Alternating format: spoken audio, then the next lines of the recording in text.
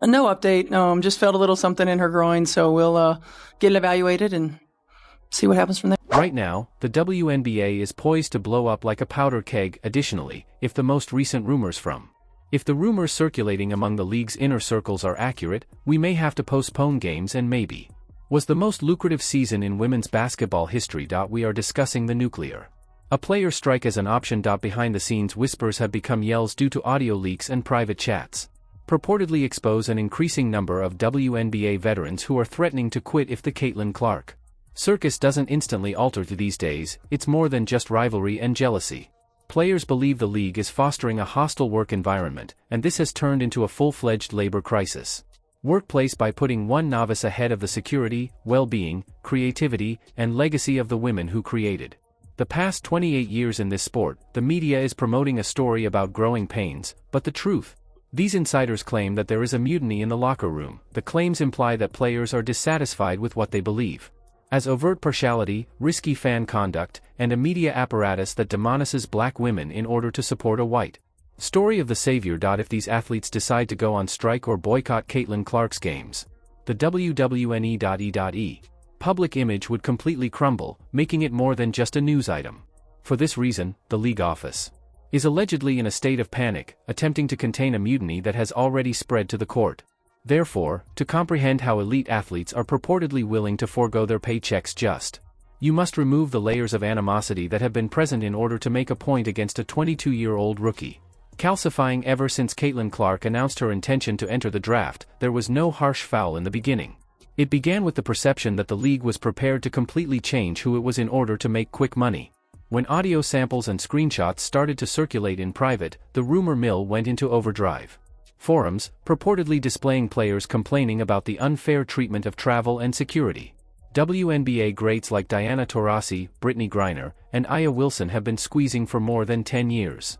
On commercial airlines, enduring cramped quarters, delays, and demanding travel schedules. Most athletes would be broken by that. Citing health and safety concerns, they battled for charter flights for years. Only to be informed by the league that it was not financially feasible. Then Caitlin Clark shows up abruptly. The league somehow finds the funds to implement a charter despite the security threats connected to her enormous celebrity program for flying. Although this appears to benefit everyone, the sentiment that has been leaking from the locker rooms is one of rage. According to the veterans, the league didn't give a damn about their safety until a white superstar was in danger. The well has been poisoned by this narrative of privilege. It conveyed the idea that the locker rooms are inferior. They are merely supporting characters in the reality show Caitlin Clark, citizens in their own league. This serves as the basis for the strike danger, the notion that the league is now a manipulated commercial machine rather than a meritocracy. For a single individual, however, the money aspect is where the knife twists the narrative, so that wasn't the complete story. Deepest.to comprehend the wrath, though, you have to look at the numbers. Caitlin Clark signed an alleged $28 million contract with Nike, an enormous sum in comparison to the salaries of even the most renowned WNBA winners.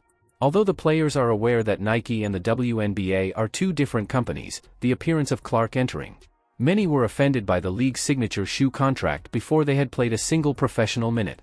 Particularly when a player like Aya Wilson, a two-time champion, two-time MVP, and Defensive Player of the Year, having to wait years for her to be paid. According to the rumors, this financial disparity has produced an impassable split. In the offseason, when players are vying for contracts abroad in Russia or Turkey, seeing a novice given the kingdom's keys only to pay their debts breeds a level of resentment that no amount of PR instruction can be concealed. According to the purported exchanges, players feel humiliated by more than just the money, but by the underappreciation of those who truly represent the league on the court. They want to know, in order to make a rookie look good, why should we strain our bodies laying screens and diving for loose balls when the world only is concerned about her? The physical targeting was the spark that almost started the fire, but this financial envy is the fuel.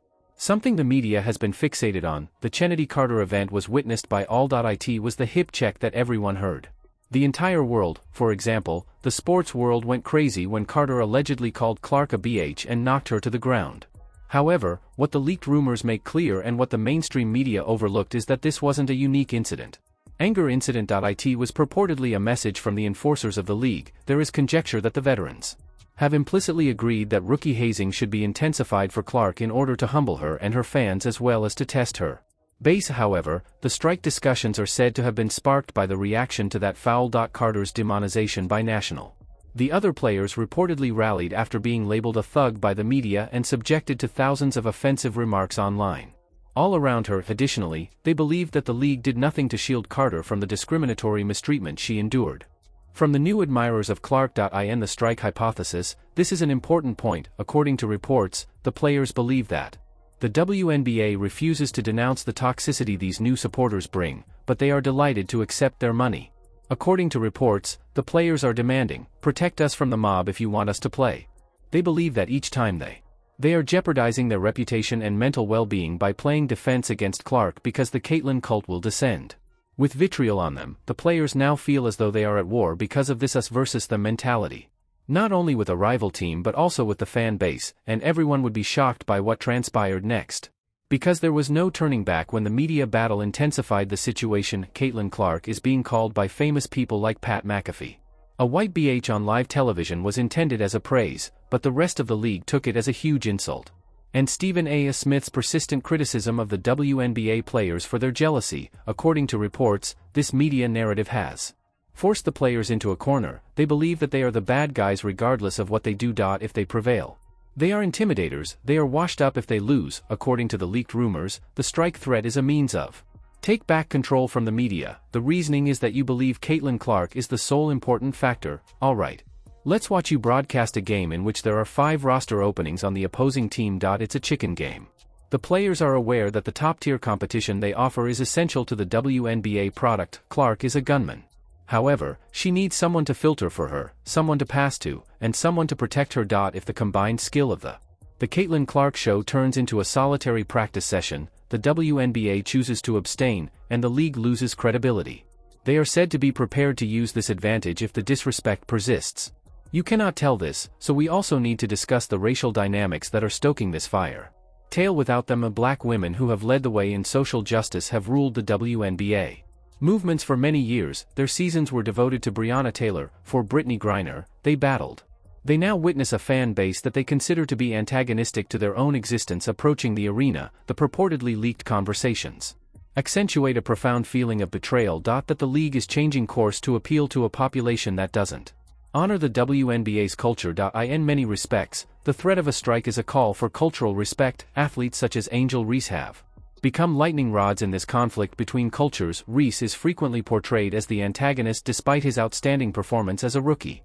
To the hero of Clark, when the players notice this contradiction, they reject it. They witness Reese being fined for not speaking to the media following a defeat in which she was clearly upset, while Clark receives gloves for children. The rumored group talks frequently discuss this double standard. They believe that the officiating is biased. The league's marketing is one-sided, and the media coverage is prejudiced. Threatening to strike is a method of to express that we are aware of what you are doing and will not take part in our own erasing. However, the final power move and the Olympic roster snub was the moment that demonstrated the veterans' continued power. When the committee for selection departed, when Caitlyn Clark was left off of Team USA's Olympic roster for Paris, the sports world was rocked.